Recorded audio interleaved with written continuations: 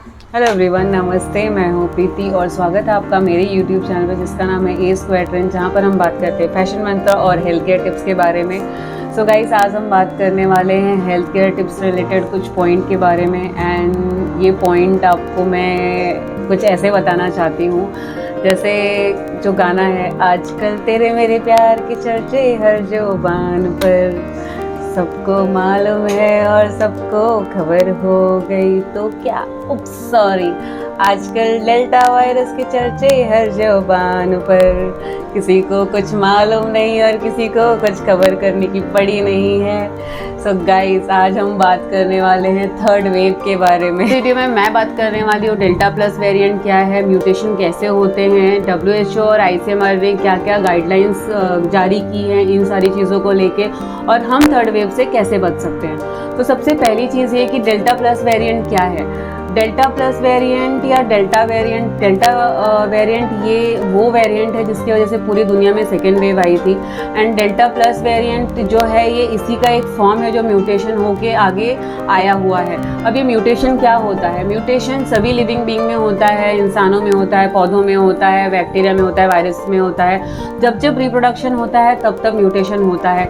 एक छोटा सा एग्जांपल देना चाहती हूँ। जैसे हम इंसानों के जब भी बच्चे होते हैं तो जब एक जनरेशन से दूसरे जनरेशन में DNA ट्रांसफ़र होता है तब कम से कम 100 से 200 म्यूटेशन होता है। तो जहाँ पे भी रिप्रोडक्शन हो रहा है वहाँ पे म्यूटेशन ज़रूर होता है। तो इस तरीके का म्यूटेशन वायरस में भी होता है। तो इसमें से कुछ म्यूटेशंस है वो बहुत ज़्यादा हार्मलेस होते हैं, तो उन म्यूटेशंस को हमने इतना ज़्यादा ध्यान नहीं दिया। लेकिन उसमें से कुछ म्यूटेशंस है वो बहुत ज़्यादा हार्मफुल होते हैं, एज वेल एज ट्रांसमिसिबल भी होते हैं। ट्रांसमिसिबल यानी कि इन्फेक्शन काफ़ी तेज़ी से फैलता है। तो ये जो डेल्टा प्लस वेरिएंट है ये म्यूटेशन से ही आया हुआ वेरिएंट है। पहले डेल्टा वेरिएंट था, देन उसका आया हुआ वेरिएंट जो है डेल्टा प्लस वेरिएंट है।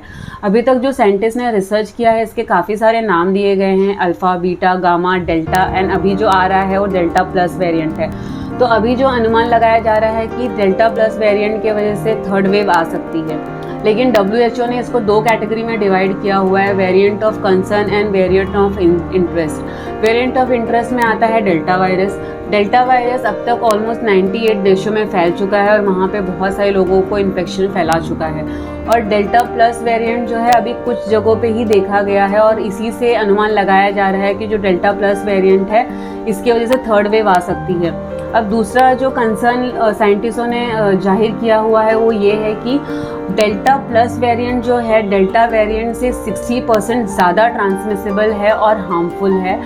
यानी कि ऐसा अनुमान लगाया जा रहा है कि जो डेल्टा वेरिएंट की वजह से सेकेंड वेव आई थी और थर्ड वेव जो बता रहे हैं डेल्टा प्लस वेरिएंट से आएगी वो बहुत ज़्यादा हार्मफुल होगी।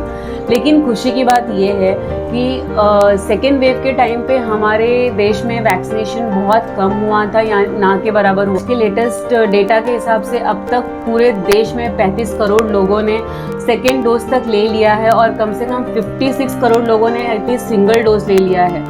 सो आपके लिए वैक्सीनेशन लेना बहुत ज़्यादा ज़रूरी है अगर आप थर्ड वेव से बचना चाहते हैं तो ये बचाव का बस एक ही उपाय है, आप अपना वैक्सीनेशन ले लीजिए एंड कोविड प्रोटोकॉल फॉलो करते रहिए। अब हम पढ़ते हैं कि इसके जो मेजर टॉप सिम्टम्स क्या क्या हो सकते हैं डेल्टा प्लस वेरिएंट के। As per the research scientist ने ये बताया है कि टॉप 3 सिम्टम्स आपको बताना चाहती हूँ कि क्या क्या हो सकते हैं। पहला तो ये है कि नाक से पानी आना पहला सिम्टम्स है। दूसरा ये हो सकता है कि गले में खराश और दर्द होना, और तीसरा सिम्टम ये हो सकता है कि हेडेक होना। तो अगर आप देखते हैं कि ये सारे सिम्टम्स जो है कॉमन कोल्ड के सिम्टम्स से ही कहीं ना कहीं कोरिलेटेड है या उसी की तरह है, तो इसीलिए बहुत ज़्यादा कन्फ्यूजन होगा लोगों को कि कॉमन कोल्ड है या फिर डेल्टा प्लस वेरिएंट की वजह से कोविड हुआ है। तो इसीलिए थोड़ा सा भी अगर ऐसा कुछ सिम्टम्स आपको नज़र आए तो आपको ज़रूर जांच करवानी है और आपको इलाज करवाना है। एक चीज़ और बहुत ज़्यादा इंपॉर्टेंट है यहाँ पे कि अगर आपने वैक्सीनेशन लिया हुआ है और अगर आपको इन्फेक्शन होता है तो इन्फेक्शन बहुत ज़्यादा सीवियर नहीं होगा, माइल्ड इन्फेक्शन होगा और आप बहुत जल्दी ठीक हो जाएंगे। एंड हॉस्पिटलाइजेशन और डेथ का तो बिल्कुल चांस ही नहीं है क्योंकि वैक्सीनेशन हुआ है।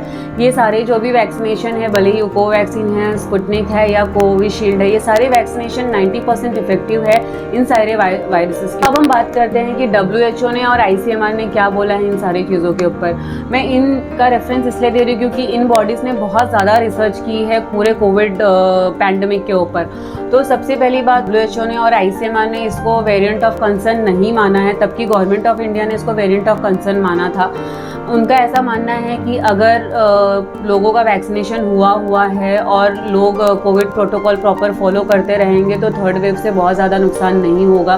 और दूसरी चीज़ ये है कि उन्होंने ऐसा अनुमान लगाया है कि अक्टूबर से लेकर दिसंबर के बीच में थर्ड वेव आ सकती है। तो आपके लिए बस एक ही सजेशन है कि आप कोविड प्रोटोकॉल फॉलो करिए, SMS का फॉलो करते रहिए और अपना वैक्सीनेशन कंप्लीट करवा लीजिए।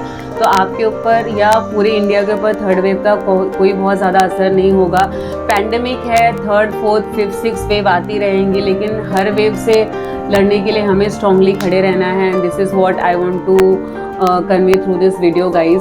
सो आई एम श्योर ये वीडियो आपके लिए बहुत ज़्यादा हेल्पफुल रहा होगा, and if you find it useful इसको अपने फ्रेंड्स, फैमिली और बाकी लोगों के साथ ज़रूर शेयर करिएगा और मेरे चैनल को लाइक करिएगा और सब्सक्राइब करिए। एंड सबसे इम्पॉर्टेंट चीज़, अवेयर रहिए, प्रिकॉशन लेते रहिए और अपना पूरा ख्याल रखिए। सो मिलती हूँ आपको अपने अगले इंटरेस्टिंग वीडियो में, तब तक के लिए बाय।